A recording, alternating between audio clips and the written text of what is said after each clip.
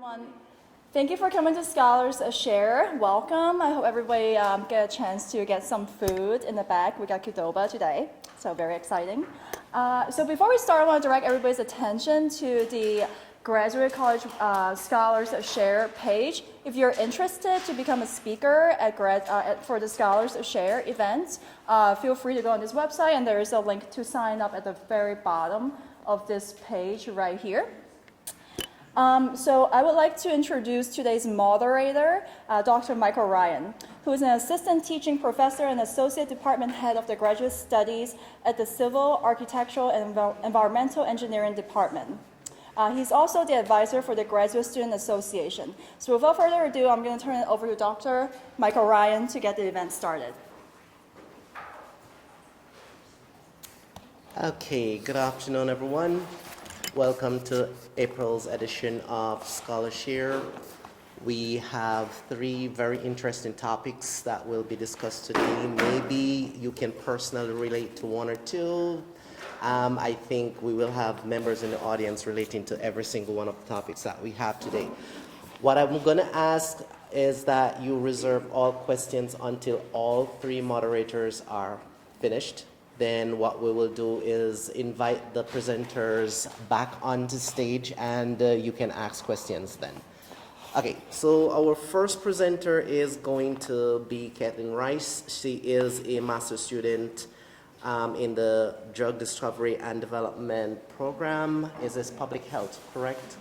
This is public health? School of Public Health? School of College of Medicine. Oh, correction, School of the College of Medicine. So welcome. We don't normally have much School of Medicine participants, so thank you for taking the time out to be here with us. She will be looking at drug reaction in the human body, in particular cocaine, and how it reacts with the dopamine receptors. This should be a very fascinating presentation. Again, please reserve your questions until after. You might be jumping at the bits, but please wait until afterwards. Kathleen?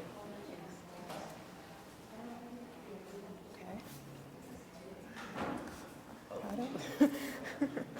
Sorry about that. Nope, this is not a touchscreen.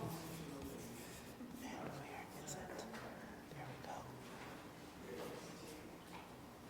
Not that side.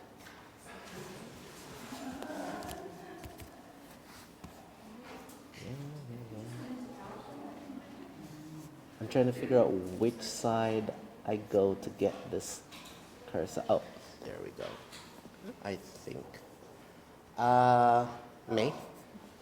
Which side does the pointer goes to? Is it up, down, left, or right? Oh, I think I got it. If you go to presenter view, yeah, they're all down there.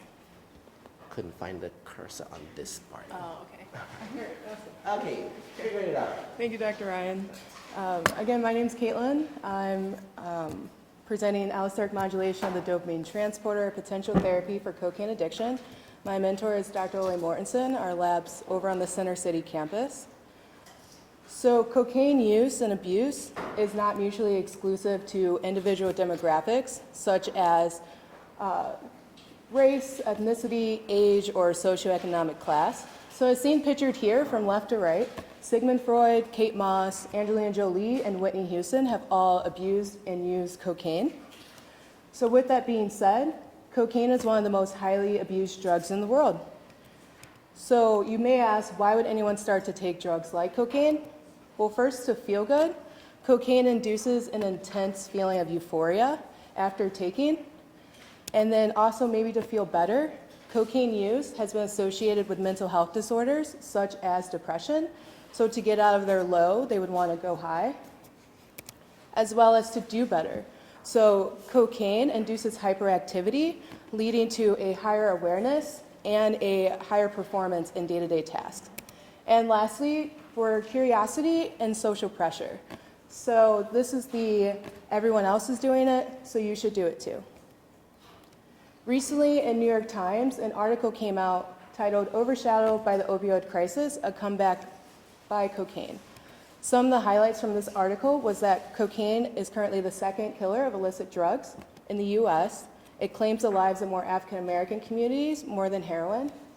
As well as from 2006 to 2010, cocaine consumption fell 50%, but in the past few years, cocaine supply from Colombia has reached record high with an increase of consumption due to lower prices. So there are currently no treatments available for cocaine use or addiction, and you may ask why. Well, this is mainly due to cocaine's actions in the brain. So previously I talked about the feel-good aspects of taking cocaine, and this is mainly due to a molecule within the brain called dopamine. So dopamine exists in 4 major pathways of the brain involving reward, cognition, movement, and hormone secretion. It's cleared from the brain by what is called a dopamine transporter. Sorry, we don't have a pointer. But in purple here is the dopamine transporter, and what I'm showing you guys right now is a dopamine neuron, and down here is what's called a postsynaptic neuron. And dopamine is in orange and cocaine is in white. So what cocaine does is it will go and bind to the dopamine transporter and prevent dopamine from re-entering the neuron. And when dopamine cannot re-enter the neuron, it increases in the concentration of dopamine within the brain. And when there is an increased concentration, then there's an overactivation of signaling. And this overactivation is what correlates to the euphoric feeling that people have after taking cocaine. So many therapies have been tried to kind of counteract this cocaine action of binding to the dopamine receptor. But when you try to block cocaine binding, you just, in turn, create another addictive drug. So now the top goal was to understand the dopamine transporter more in order to gain more insight on how to block cocaine's actions without creating an addictive-like drug. So from previous studies, we have found another site within the dopamine transporter that has potential to interact with cocaine's main binding site and prevent cocaine from binding. And through computer-based modeling, we have found compounds that can fit this other site within the dopamine transporter. And once we made those compounds from computer to actual real life, we went on and tested these compounds to see if it would actually work. So one of the compounds that we found that could fit that site is called KM822.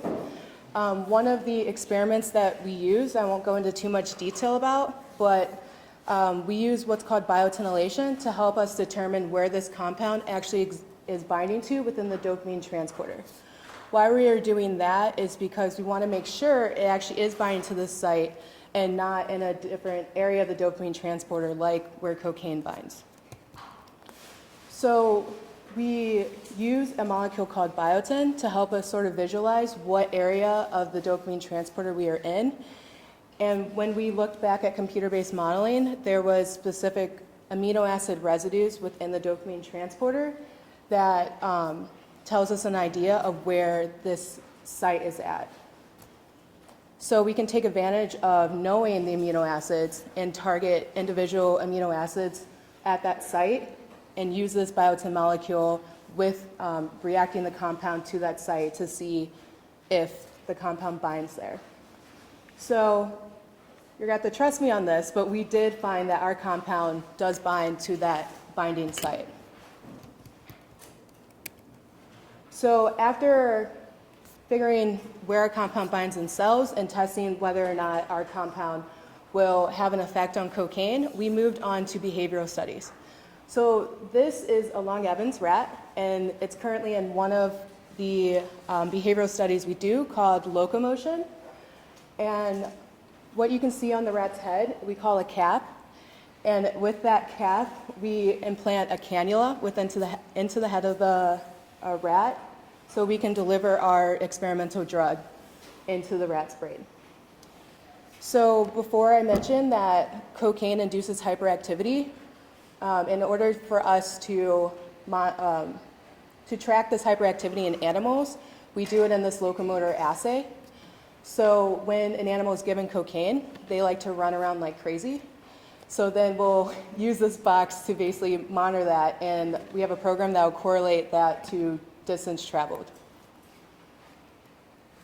So this is one of my raw data points of looking at this locomotion assay.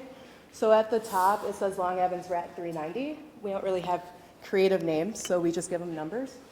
And then on the side, I have the distance traveled that our program measures. And on the x-axis, I have time. So I just wanted to bring your eyes to what's happening after we inject a low dose of cocaine. You see the animals have an increased movement within this locomotor box. But if you give them a higher dose of cocaine, you see that their movement increases drastically. And so what's the difference between this 390 rat and the 391 rat is, in the 391 rat, we are now giving our compound before giving our rat cocaine.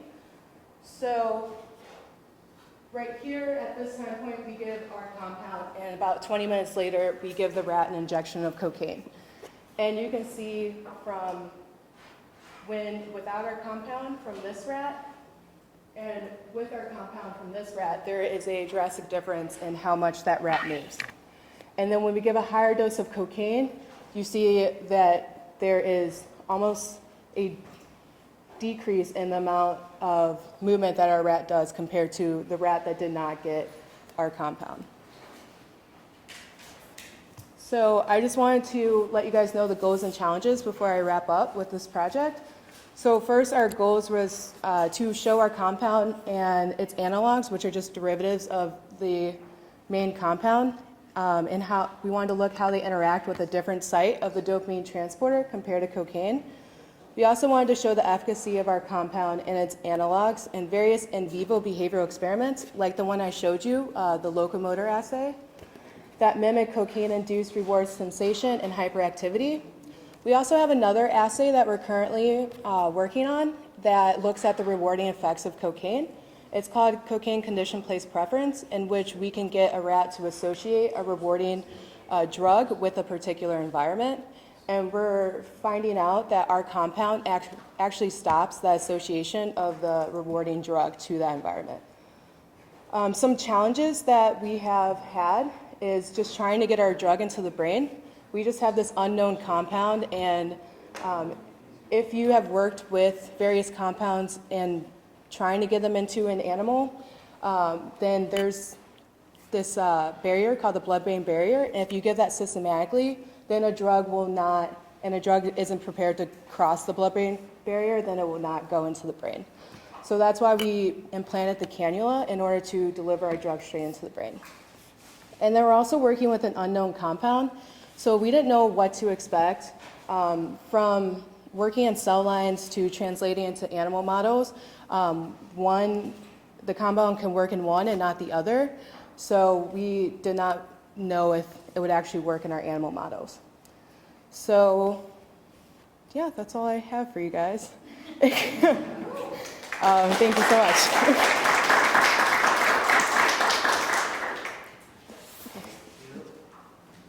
We will have our second presenter, who is going to be Asia.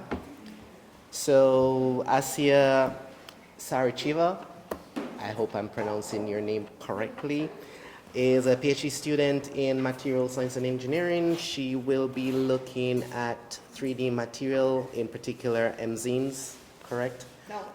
What is it called? We are, I think that's our.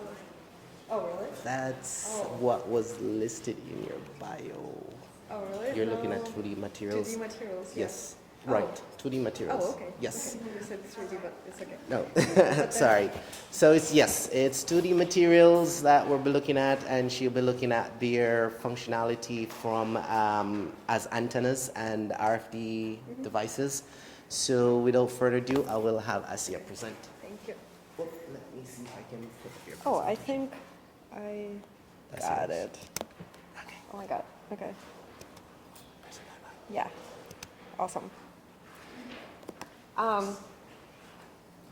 Hello, everyone. I'm a PhD student at the Material Science and Engineering Department, and I'm gonna talk to you about what does material science do and how it's improving the world around us. And I want to start very broad to sort of explain my major and why it matters.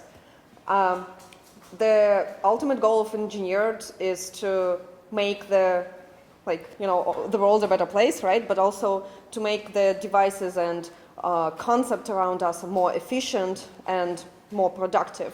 And when we are trying to improve design, when we're trying to improve some media around us, the last thing that comes to our mind is to change the material which is made of.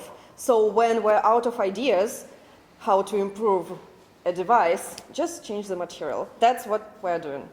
So we're trying to go from old phones that you can see here and you have all in your pockets into some new futuristic devices which will be implanted or wearable or something like that.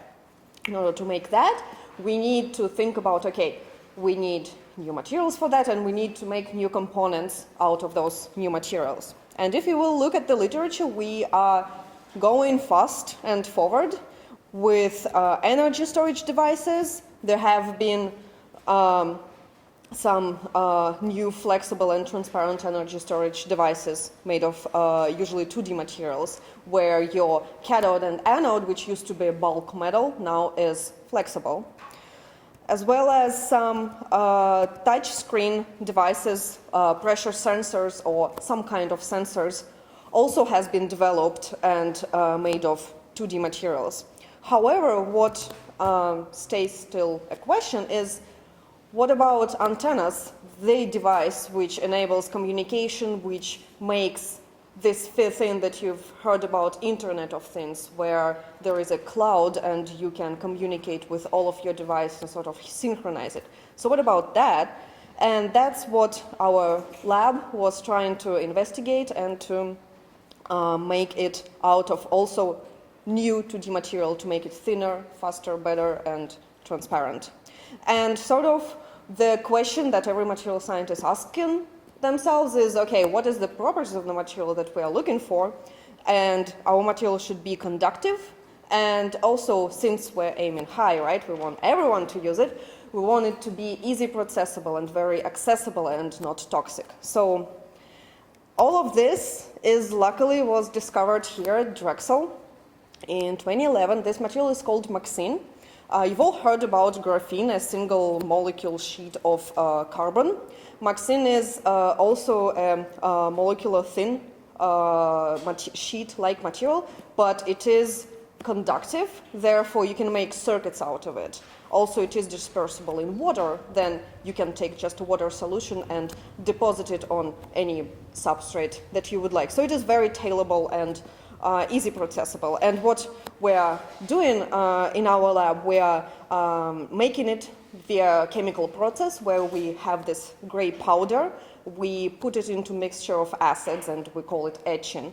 And then we try to separate those atomically thin sheet and we call it delamination. And we end up with this big bottle you can see over there.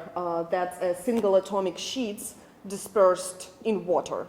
And then the sort of properties of that material is that it is conductive, it is also transparent, and as I said, hydrophilic, so we can put it inside of water.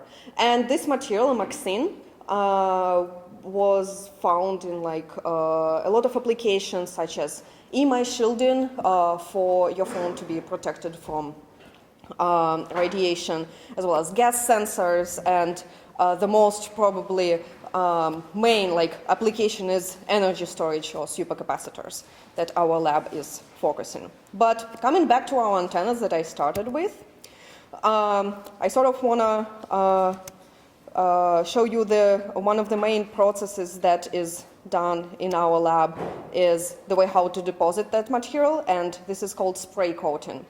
The main beauty of this like research and like why I like it is it's very simple and everyone can do it. You just need the material and you just need a spray gun, the one that you use like for spraying your cars or like spray tanning or like whatever people do.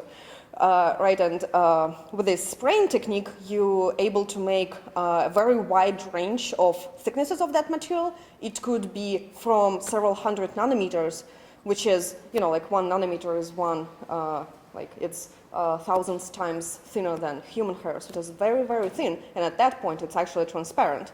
And up to several microns, the actual thickness that you can like imagine already.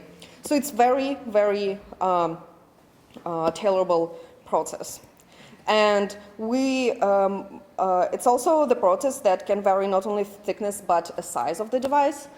In our lab, we've been working on sort of mass production of that kind of material deposited on flexible substrates. And you can see like this A4 PET sheet with, that our student is holding.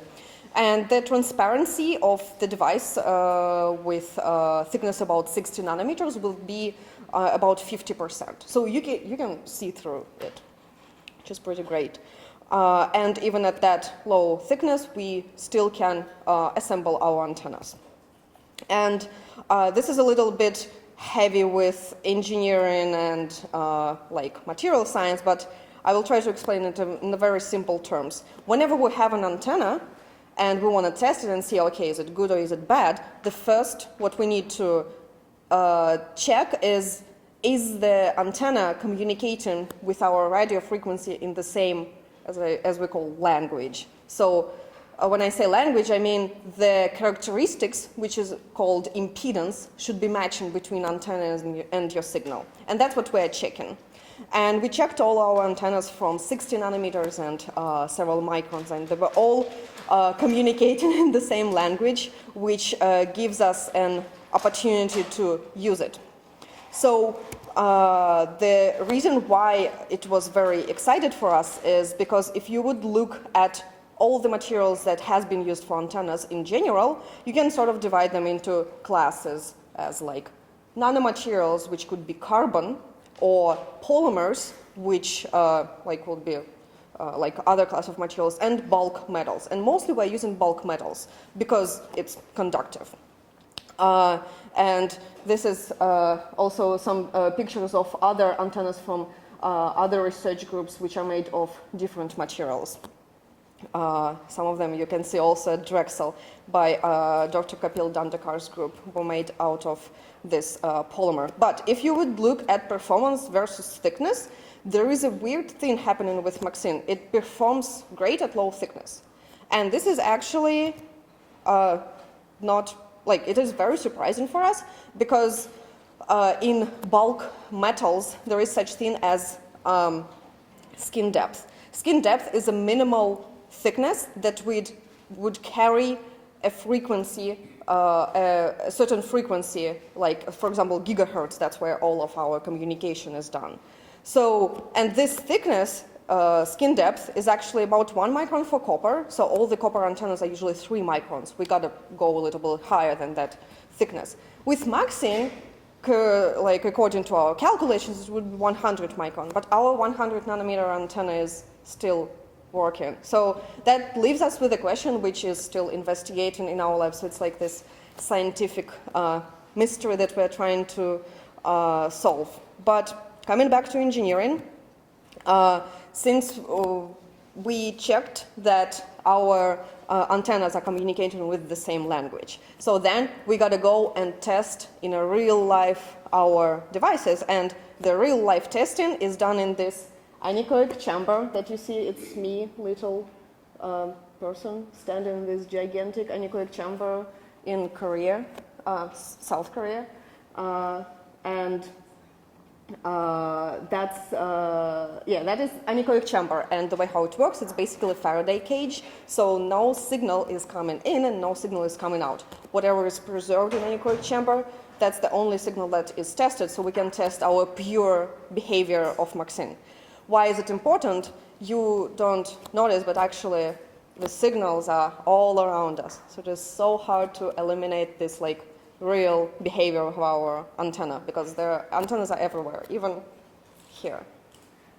So in order to eliminate that, we went to this special chamber where the signals were tested. And we had the results where we were achieving what electrical engineers are called gain. This is like how good antenna is performing. Our gain were good enough even at 200 nanometer thickness, which again like leaves us the question why thin is working, but that's what we got, our working antenna. And to put into the perspective of like other materials used in whole gigahertz circuit industry, we can see that Maxine is again performing good at much lower thicknesses than other materials. And this is like a little map of how materials are performing versus frequency and compared to other materials.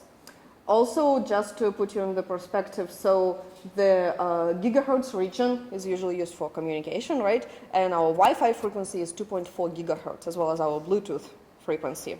And our RFID tags, like EasyPass, that I will be talking very soon about, they're working below 1 gigahertz, like 600 megahertz, or like 900 megahertz, something like that. So that's a perspective of what is going on in that range around us that we don't see, but it exists. And to take our research a little bit further to the real world, we made an RFID tag. RFID tags you can find everywhere, as I said here, but they're very useful as, for example, EasyPass. So the way how it works, you're passing through the toll, and on the toll there is a detector which sends, at the same time it sends the signal. Once the signal is reaching your EasyPass, EasyPass responds to the signal but with a code, and the code is sent to this detector. And then, due to security reasons, they're communicating again. They're sort of like, what? And it answers. And this like two-step process ended up detector having the code of you, and like you get a bill or like whatever. So that's how it works. So for this application, it is really important to meet this thing as a reading range. So your reading range should be about 8 to 12 meters. And our antennas, which were like about 1 micron thick, met this range. So it made us think, yes, we can totally use it as an antenna. And again, to put it into perspective, the thickness of that is about 1 micron, and the thickness of usual aluminum tag will be like about 500 micron. So it's like 500 times thinner. So even though Maxine is not as cheap as aluminum, obviously, if you would think about the thickness, it is actually becoming cheaper. And as, again, I started that engineers are trying to make place a better place, make world a better place. I want to conclude with that as well. And we really want to see our application and our material in a healthcare industry, where we will try to improve the communication between patients and doctors, where the signal from the sensors will be sent automatically to doctor's laptop or any device, so the healthcare will be faster and more efficient. That's the idea, and that is a little RFID antenna over there made of Maxine. And on that, I'd like to thank you all for listening, and thank you my group and my advisor. Sorry. Thank you.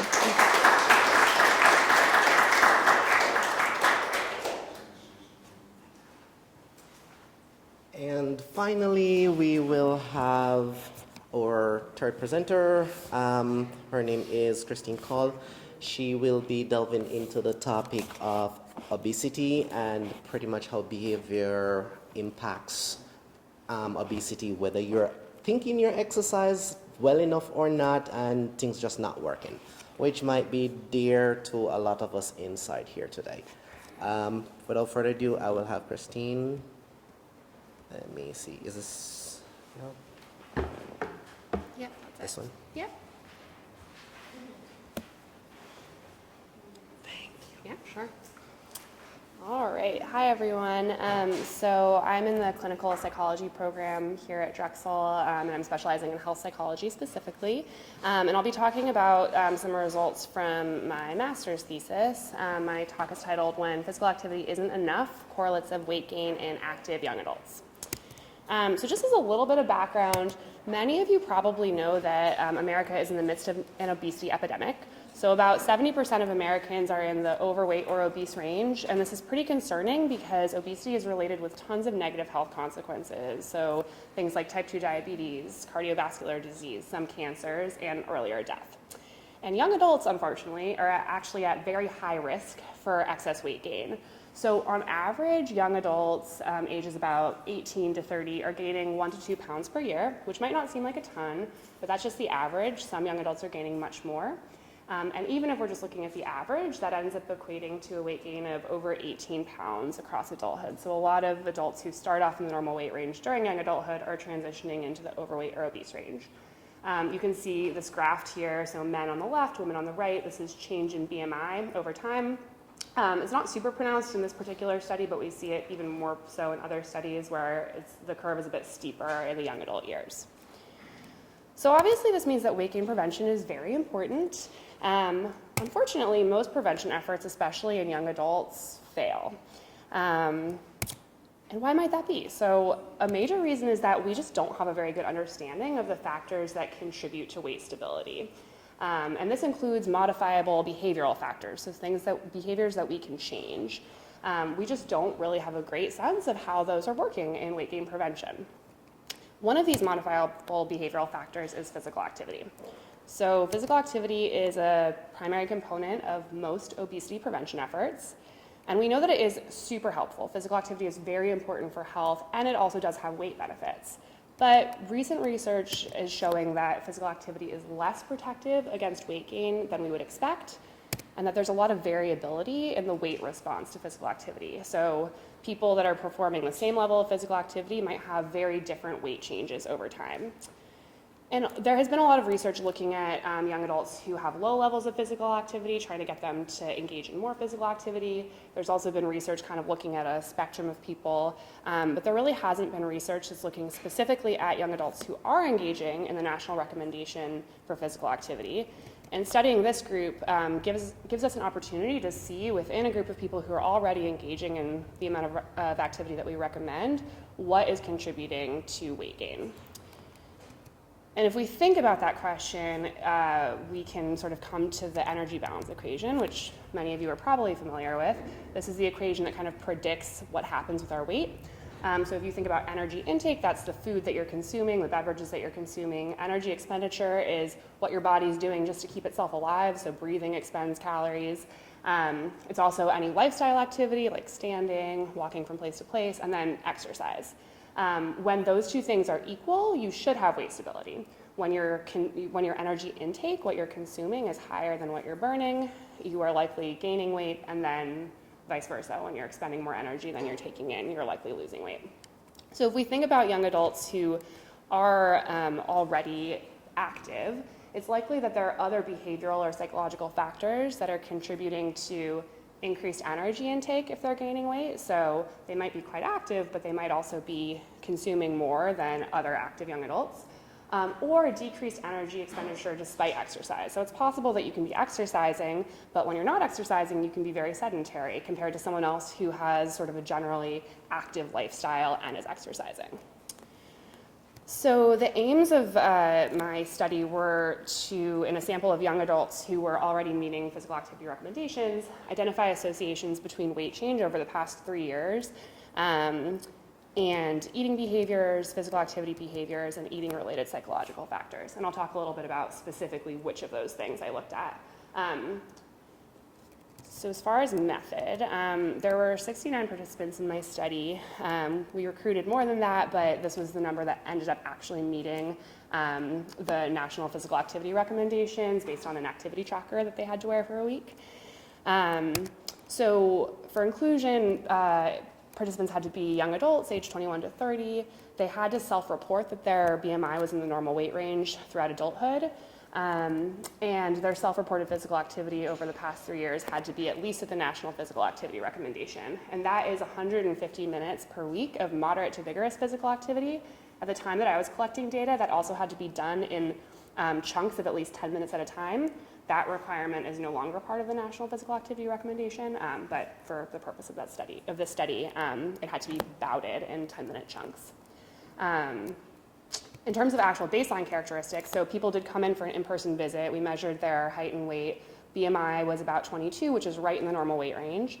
3-year weight change, so participants self-reported on their weight 3 years ago, and we compared that to their current measured weight. And it was about 0.9 kilograms, which equates to about 2 pounds, which is pretty consistent with other literature. But you can see that the range was pretty huge. So some people had a 3-year weight change of losing 15 kilograms, which is about 30 pounds in the past 3 years, and some were gaining up to 15 kilograms, about 30 pounds in the past 3 years. And then we again measured current physical activity using an accelerometer, and people were getting in about 274 minutes per week, about 4 hours a week of moderate to vigorous physical activity, which is even above the national recommendation by over 100 minutes. So these were pretty active young adults, at least during the assessment that we had on them. So just briefly, I'd already talked about how we operationalized 3-year weight change. Unfortunately, we had to use recall of weight 3 years ago because this wasn't a longitudinal study. Again, we measured physical activity using an activity tracker. It's a research-grade accelerometer. And specifically, I was interested in looking at light activity and sedentary behavior and how those might be related to weight change in adults who are already pretty active overall. We also assessed dietary intake, so people were given sort of the gold standard self-report of their food for the past 24 hours. And based on what they reported about what they ate, what size the portion was, and all of that, we were able to compute calorie intake, intake of solid fats, and added sugar. All of those have been implicated in weight gain in other populations. We also looked at frequency of eating out, which has been implicated in weight gain. And then psychological factors that have been implicated in obesity. So just briefly, hedonic hunger is sort of like desire or drive to eat tasty foods. Dietary disinhibition is sort of lack of control over what your dietary intake is, food cravings, and then self-efficacy for healthy eating.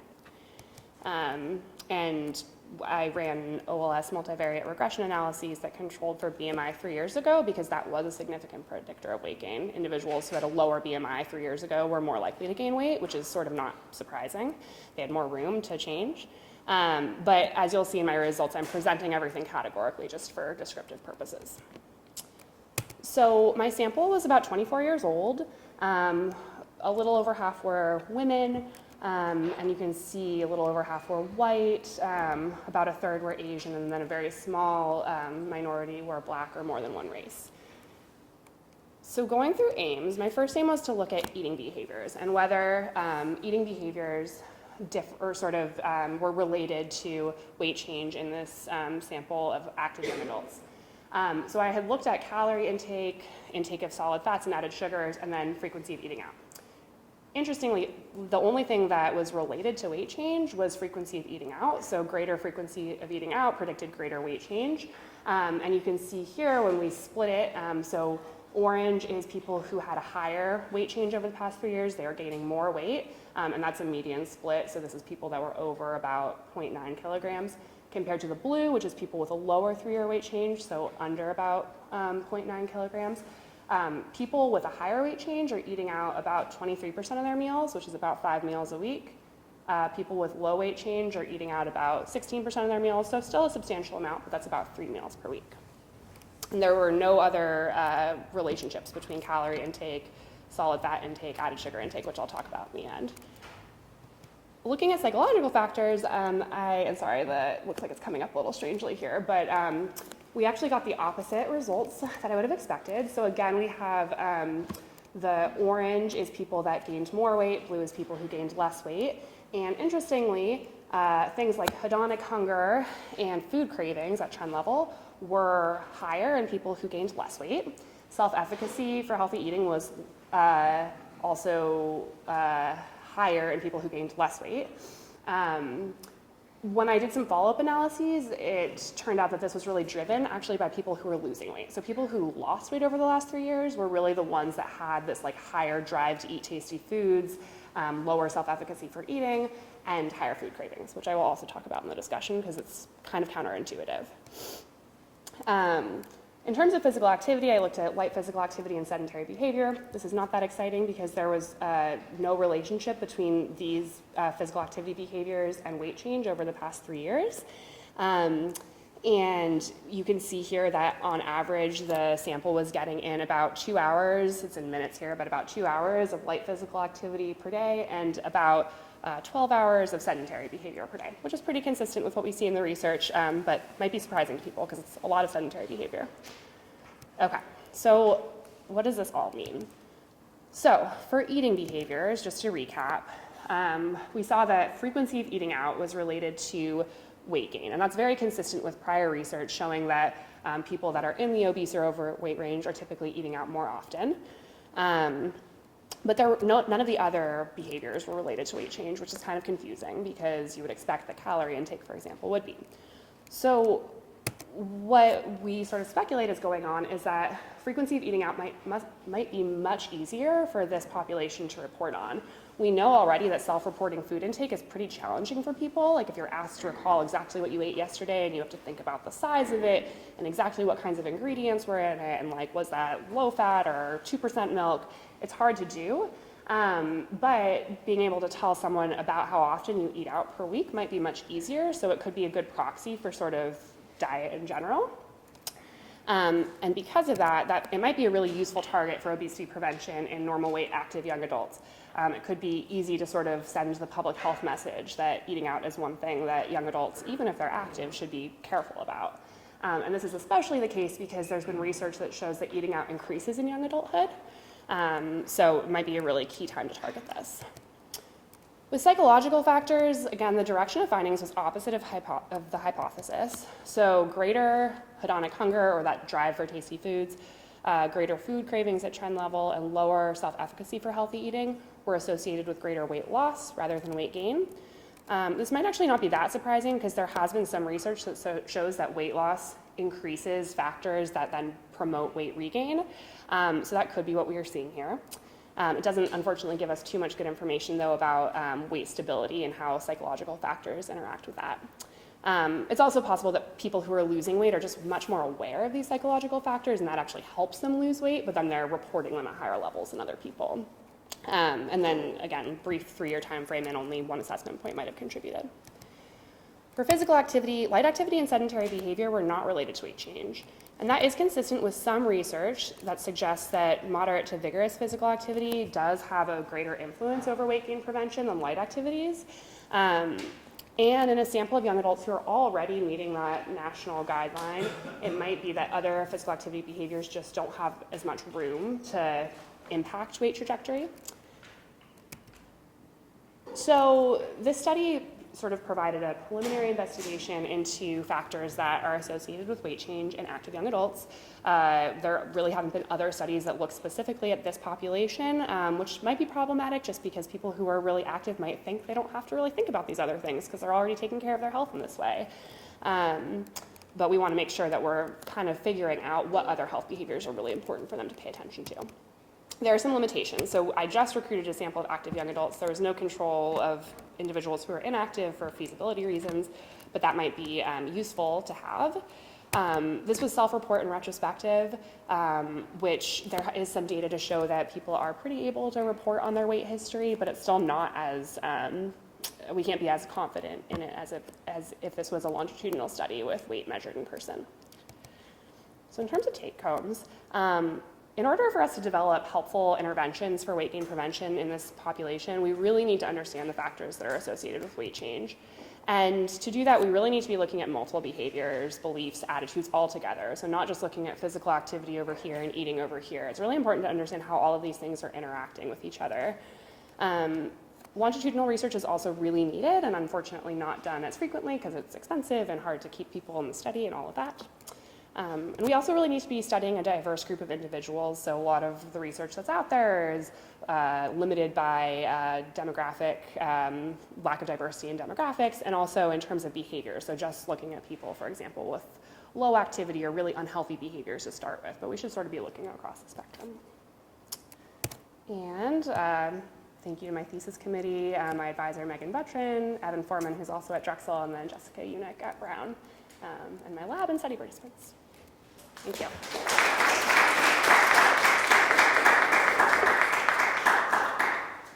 Okay, thank you very much. I'm going to have all three presenters just come up here, and then we will open the group for questions.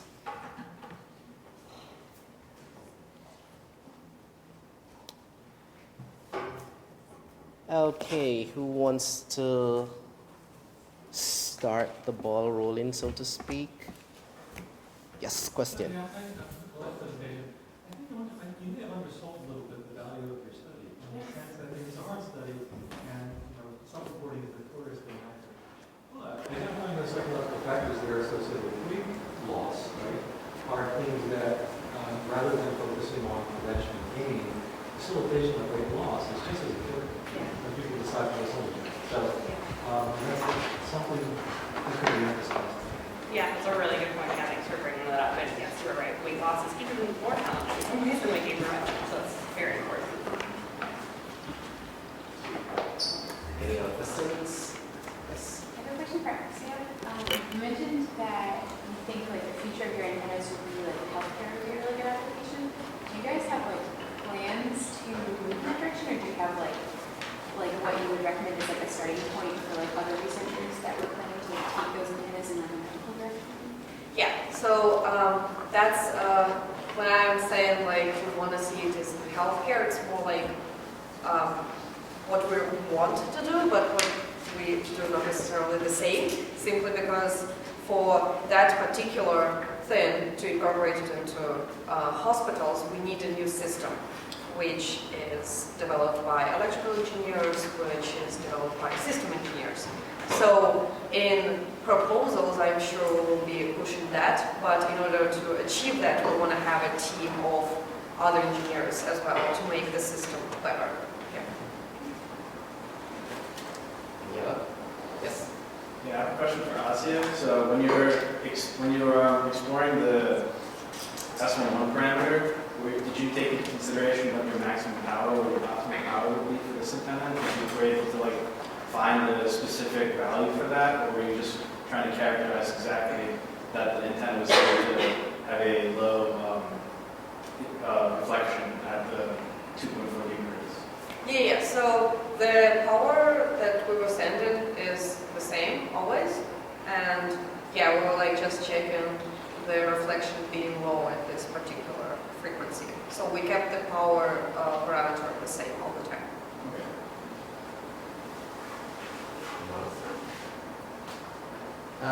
Question for Kathleen.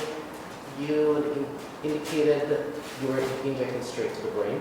The product what is the proposed application for this particular compound? Is it injection? Is it tablet form?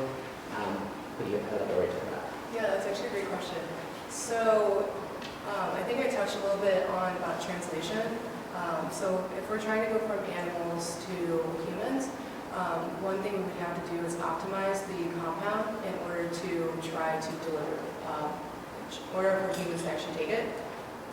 People, sorry. So we could make it in a capsule or a tablet form moving down that road. But right now it's just way too early to understand which route of administration we could take. I know, like currently if we look at other areas of addiction like opioids, there's so many different routes that they have to be more of a preventative, and I think that's kind of where our research is taking us, to take something before cocaine use.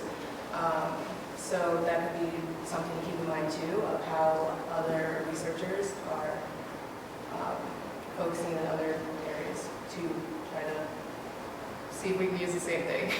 Following up on that then, if you're looking for a drug to be taken before cocaine, what's to prevent someone from abusing that? Say, I'm going to take cocaine and also take this to make sure I don't get agitated.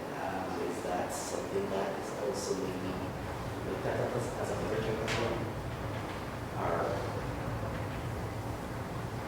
So, great question. That could be a potential problem. Of course, the biggest potential problem that could arise is our drug being addictive in itself. But that could be a problem. Yeah, okay, in this states of research. Question? I have a question for sort of all three of you. What motivates you to do this research? Is it a person and sort of your background and sort of a brief few sentences? I always find that interesting about our speakers.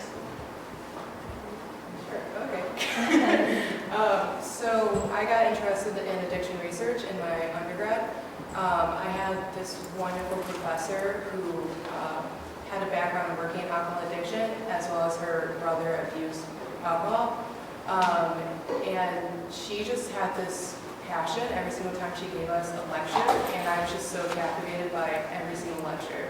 And so that's kind of what brought me to the field. And then when I started working with animals, especially our cute rats that I showed, that really kept me kept me going. But it's a very fascinating field to stay in. Yeah, so with me, I would say I always liked chemistry, like to begin with, but so my story is not like that inspiring, to be honest, because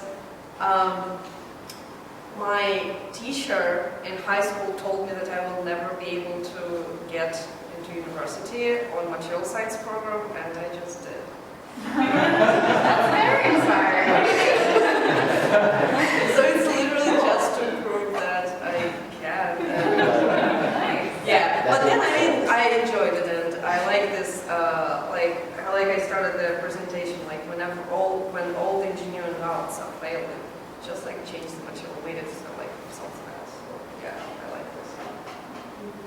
I think so in undergrad I became interested in eating disorder research just because I was taking some classes in it and found it very interesting. And then I realized that it turns out eating behaviors are really difficult for everyone, even if you don't have a clinical diagnosis, and that there is such we have so much difficulty helping people with behavior change, especially around eating behaviors and physical activity. I think a lot of people take that for granted. There's a lot of stigma out there about obesity and excess weight, and so being able to sort of figure out what are the barriers for people and how we can help them achieve a healthy lifestyle just really called to me.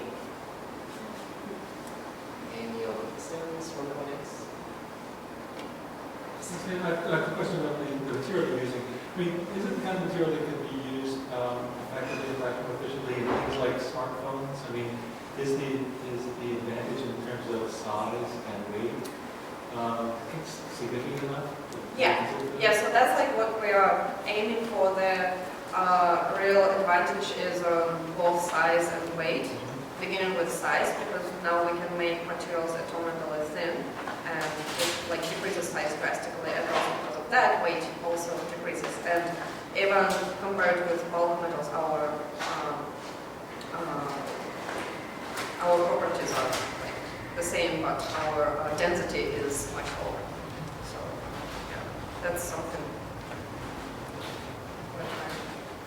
Following up on that question last year, would it be a situation your application is maybe spray a large object so now you can spread your material over a larger surface area to get better reception, or is it does not make a difference so large a surface area is? How does that work? Yeah, so with antennas in general, the frequency that antenna is working is fully dependent on the length. So you gotta keep that the same all the time. But what you're saying is it will be really great for such things as EMI shielding, where you need to protect from electromagnetic radiation, something when it is interaction with it, so you can spray your material and it will reflect all the gradual waves. Any other questions from our audience? Question for you, Christine. You indicated that your results showed eating out as maybe the driving factor for increasing weight gain. Was the data able to discretize what type of food was being eaten out? Is it fast food, your KFCs, or were these people eating at an Italian restaurant? What was it? Yeah, good question. I haven't really taken a closer look at that, but the research in general shows that fast food restaurants, yes, are like the bigger cause of weight gain. But in general, eating out at really any type of restaurant, just because portion sizes are usually bigger, you don't know exactly what's in the food. There's a lot of oils and fats and stuff used that are higher calorie.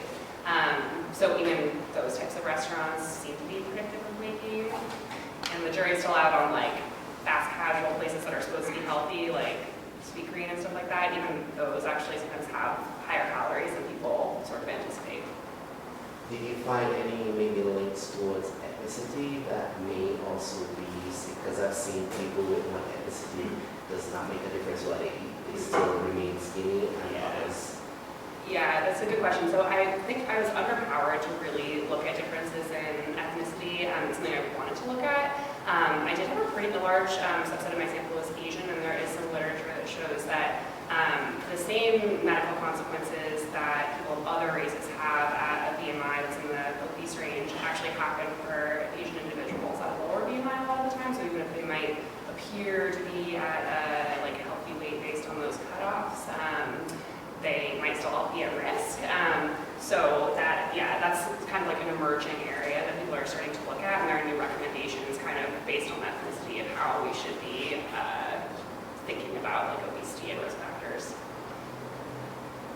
Any other questions for members of the audience?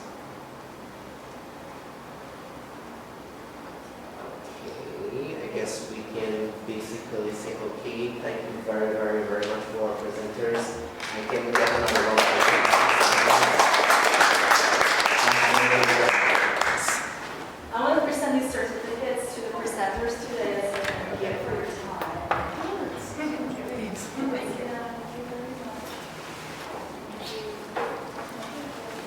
Thank you. And again, thank you for our members of the audience for participating. I guess what is the next one? Well, it'll be on May 14th on Center City Campus in 3 Parkway Building. Okay, so please put this in your calendar.